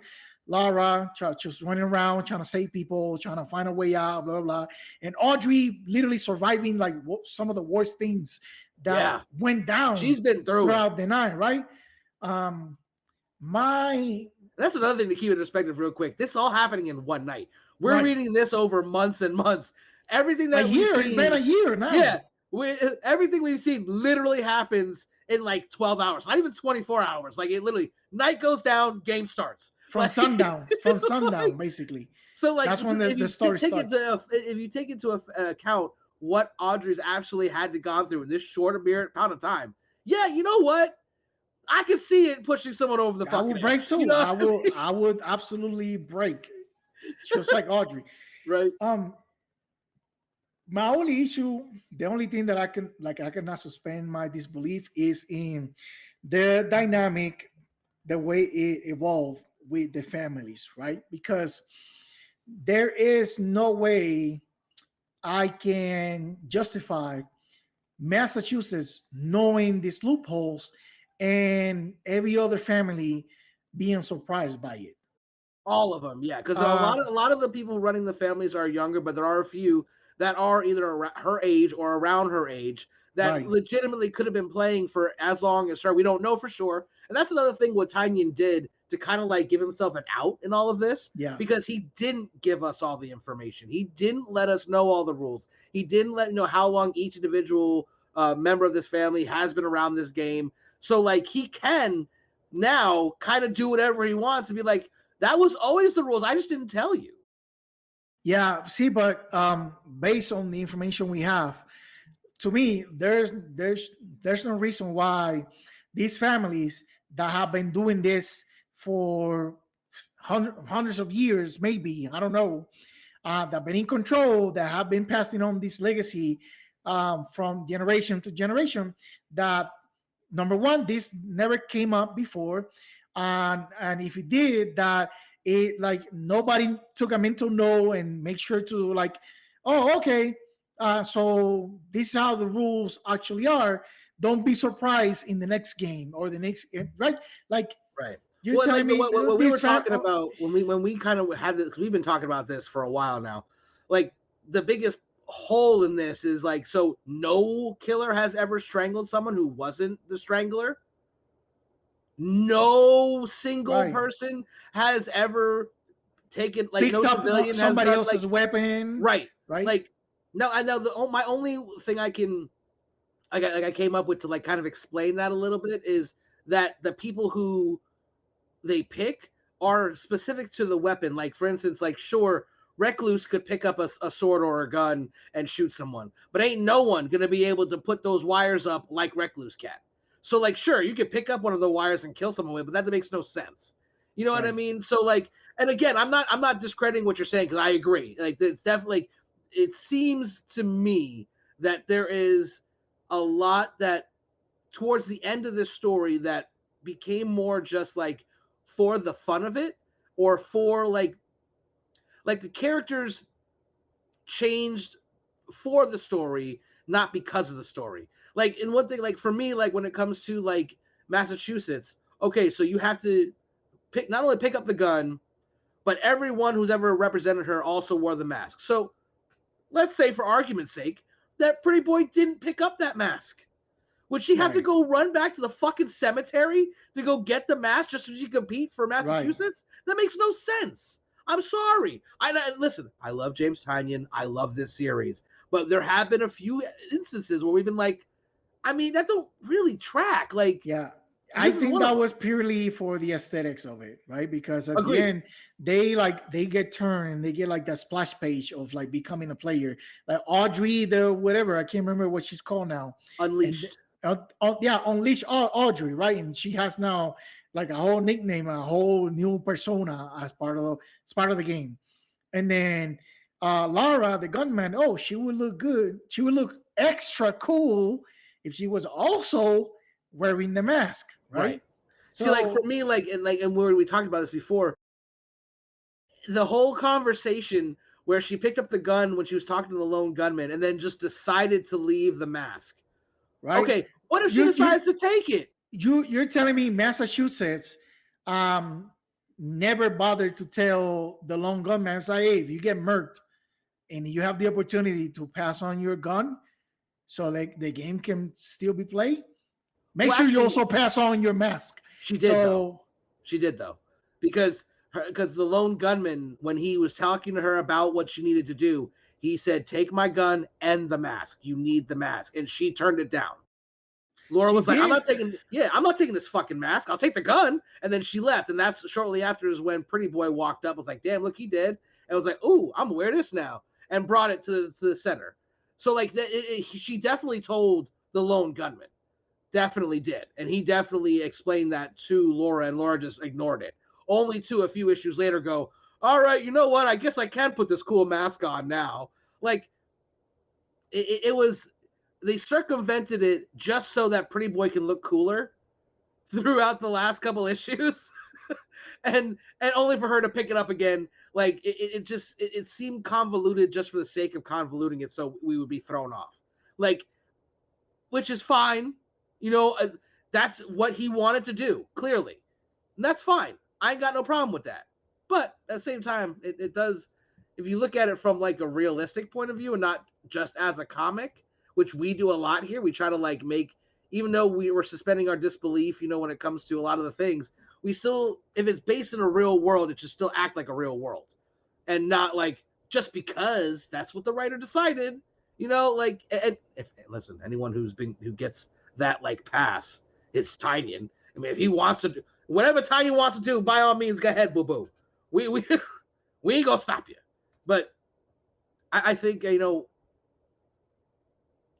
the first 9 issues were so good that these last few, while still entertaining, feel a little bit lower in quality than the rest of the series, almost like because he was just trying to make sure every little loose end that he decided to write is tied up at the end. You know what I mean? Like, he didn't give it enough room to breathe. He decided 13 issues, okay, and then had the early parts slow and then just went from 0 to 100 in these last couple issues, just so everything is in place for the final issue.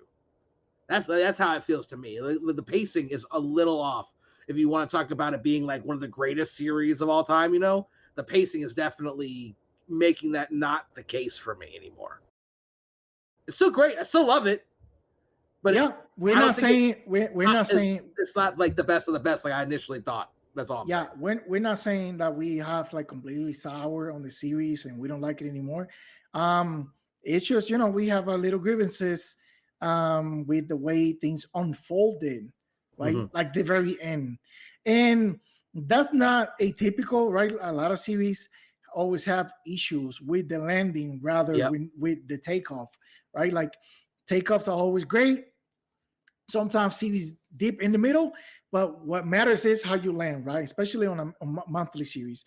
And, you know, it is, in my opinion, that some of the structure surrounding the, I don't know, like the rules of this world, the way things were supposed to be, right? Came undone at the end for the sake of telling the story a certain way. That's just true. I do definitely agree with that. But now, obviously, we shouldn't try to do any predictions because Tanya's going to find a way to circumvent them. But when I think about how he could really land this and make this all make sense a little more, is if what we're reading now as what we assume is just a random time of this game, I am going on a limb. Me personally, I think we're reading the final games. And you think so? Yes, because I think what's going to happen is Laura's going to end up winning, and there's going to be, so that makes Massachusetts in control. She wins. It's her for the next 5 years. Well, what if she decides right then and there is no more games? You can't. The only way to choose who is leading the country or whatever, these powerful people, is by the games. If she decides as the ruler at that time to end the games, she's in power until she dies. True. And if that is the case, then having it unravel again was done on purpose because this is it. Now we are going to get 5 years of Exquisite Corpses. My theory is that they will be significant years in the history of the games. Like more than like one of them would potentially be the first ever games. And then one season could be like the first season of the Groundskeeper, the one that died in this one. We can go all the way back to like, you know, the after the American Revolution and the country was established, the 13 colonies held the first games in post-colonial America. Let's go. Were there 13 colonies because there were 13 families, or were there 13 families because there were 13 colonies? Because think about it. I came up with this thought that we're gonna get like the past games. When was the first games? We don't know. We don't know exactly. Ancient Greece, for all we know. This could have been from freaking Neanderthals. Europeans that were doing these games over there, and they got banished from England and other countries in Europe, and then they brought the games into America, and that's why they established the 13 colonies, right? See, and there's a lot of different things that work off of that theory on why there's 13. 13 is a very special number in these games because there's 13 families. But was that because there's always been 13? Did that come out of because did it start in the Revolutionary War time? You know what I mean? Like when there just happened to be 13 colonies, and whoever was leading those colonies, the richest, most powerful, they made the games. Or does it go back to the pharaohs? Does it go back to, you know what I mean? There's so many things they could absolutely go with this. And that, for me, I think is a lot more interesting than whatever happens next after this. So I could see this being the end of the games, and that being everything else that we see will be from the past. That's my theory, because something tells me Tiny's going to land this plane. How the hell do you land this plane as unraveled as it is? Well, you know what? If it's all going to go to shit, have the whole back end of the book go to shit, and it be the end of the games. That's the only way I think he lands the plane. I listen. I'm aware that I am in a very small minority of people that even are paying attention to any of this, because everybody else is running with it. They love it. They don't stop to think about it for too much. So even if they do, it don't bother them, right? And it's not that it's bothering me enough to drop the book, but I do see these things and I call them out when I see them. Does this detract from the series overall? No, not really. No. Right. But it's things we like to point out for people that are out there that like to consume comic books, so they can be a little bit more aware, right, of how the sausage is made sometimes, and to see the stitching in the baseball, right. In spite of so right. Like we said earlier, everything can be approved upon. So maybe they find a way to lay it out or hint that twists are coming, and they're not like, oh, all of a sudden this person knows more than all of these other families, for example, or they don't make it obvious that they wanted Laura to have the mask there just for the aesthetics of it, so she can look cool, right? You can write it in a more concise way where it could make sense into the story, like, man, for some reason it just really clicked. Okay, so when you were talking about how it just looks cool, so you know why they had to do it this way? I figured it out. Because up until the last issue, she's just Laura, and now she is the last gunman, just like Audrey was Audrey until the last issue, but now she's got all these cuts and everything, so now she's unleashed. Like, it was, like you said, it was literally done for it seems, at least to us, that it was done purely for aesthetics, maybe to sell action figures, trading cards. You know what I mean? Originally we had 13 players, now we have 15. That's an extra. What's that? What's the percentage there? And not only that, but now you have multiple variants of those two kids, because you have for beginning of the story paramedic Laura, then you have the badass with a gun Laura, then you have the lone gun. You see what, things starting to click. Push over Audrey. Now is unleash Audrey. Right? Hey, listen, if that helps them make the game better, by all means, do whatever you gotta do. Whatever. And again, this is gonna be a movie. There's gonna be an animated series with this as well. It's all confirmed. Whether or not it gets made, I mean, Something's Killing the Children has been optioned for 10 years now. Still nothing. Berserker. Anyone seen that new Keanu Reeves movie, Berserker? Grimm. Oh wait, it never came out. Exactly. Grimm, Sick Tick, 8 Billion Genies. Well, at least Grimm is within the last year, so they still got time before I put them on that list. I mean, 8 Billion Genies is like 5 years old or something. Yeah. Oh wait, no, Grimm. I'm saying 8 Billion Genies. You're right, but Grimm just got optioned, so I'm gonna let that one be off of that list for just a little bit, just a little bit. But yeah, it happens all the time. Comic books get optioned, and then, I mean, look, we talked about earlier, freaking the Authority, right? And that's a major Marvel DC title that they're like, nah, we're not gonna do it now. Sorry, guys. And it's all a business in the end, and we know that. But some books, like at least most of Exquisite Corpses, kind of let me forget that. It felt just like something just done for the fucking love of the game. And now we're looking at it, it's like, all right, it was a business one. All right, fine. We still enjoy it, but whatever. It's not one of those, like, because I remember early on, we were hailing it as like the greatest thing to ever be written since written began writing. Like, yeah, whoever, again, this is another great marketing strategy, right? Like, built in this merch into the story, or turn merch, these characters into merch, right? And we already have like a whole trading card game waiting. Like you said, next is gonna be probably action figures. They're already selling t-shirts in tinyonion.com, I think. So next team is going to be Mask. Rascal Randy helmet, Fuss Mask Killer mask, Lone Gunman mask, the mallet, the hammer from the clown guy, you name it. Yeah, they can sell like a scrub top for Nurse Pete, right? Oh my God, drones, gamer kid drones. But yeah, I mean, it's still a great series. I'm looking forward to seeing how they wrap it up. And before we go and move on to the final outro segment, this is actually the last issue. Is the only issue that the cover A and the polybag are not the same character.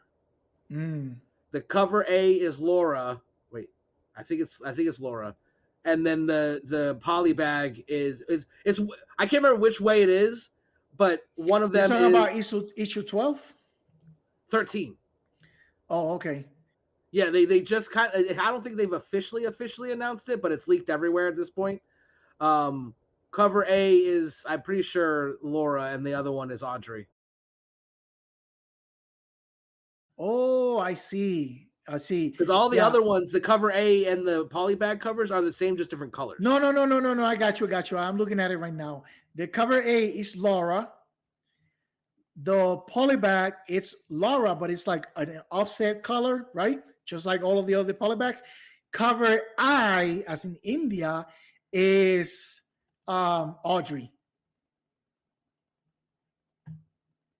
So cover A is Laura looking this way, to the right, and cover India is Audrey. Like they're facing each other. I don't know if they're connecting covers. They're not probably technically, but it might as well be. Yeah, might as well be. Let me see. I'm definitely gonna have to get both of those and the polybag. And that's the thing. I this is one of the few titles that I didn't like, even though I love it so much. I didn't like get a ton of covers. I literally got just the polybag. I think they might be officially connecting covers. I think they're connecting covers. Like fair enough. The stuff on the edges, it looks like it connects. Well, I mean, it should. I mean, you know what I mean? Whether or not it actually is or not, it fucking should. But yeah, so we got the final issue coming up, and we're gonna have for the final issue, and we're gonna have a round table with not just me and Year. We're gonna bring on some pretty awesome guests to join us. I'm not gonna spoil who it is yet, but all I'm gonna say is they some good people. Nobody's gonna see this coming. Yeah, Nobody's gonna see this coming. They're gonna be like, "What the hell?" It's gonna be great. It's gonna be awesome. That's coming up soon. A few other little things, little announcements. I want to send a shout out to Jason Douglas, the writer of Jane American and Parallel. He has a new book coming out. We're going to be one of the first interviews he does to talk about that. It's a really cool concept. I'm not going to give away too much now because I'm not sure how much he wants me to tell. But he has announced on his page, so if you want to look into that, I'll put this information on it as well, on the bio, whatever the hell it's called. The description. The description. There we go. See, we're out of practice. And we went the 2 hours. We're a little rusty. We're a little rusty. But that being said, I have one final announcement. Then I'll let Years have his if he has anything he wants to throw in to wrap up this. I am very excited to finally be able to say that issue 2 of Here Walks Monsters, by the time this episode airs, will be on Kickstarter in the pre-launch status for you all to follow and get in there to get announcements when it actually does drop, which will be very, very soon. I can't describe how thankful I am to finally be here. All of the delays we've had, all of the issues, it's been rough. And I wanted to say thank you to anyone who will still, again, trust me to deliver books. All I can say is this time, there won't be a 7-month wait for it to be delivered and printed, because I'm not wasting my time with other print shops. I'm working with the print shop that has done me right every single time. the one who has successfully delivered. We're not going to try to go around any corners. I'm literally down to 1 page left before I am ready to go to print. So that's why the Kickstarter will be up for pre-launch by the time this airs on Sunday at 8 p.m. And shortly after that, I'm going to try to look at the dates because I will be appearing at Florida SuperCon in Miami with an exclusive cover from Tina Michelle for issue 2.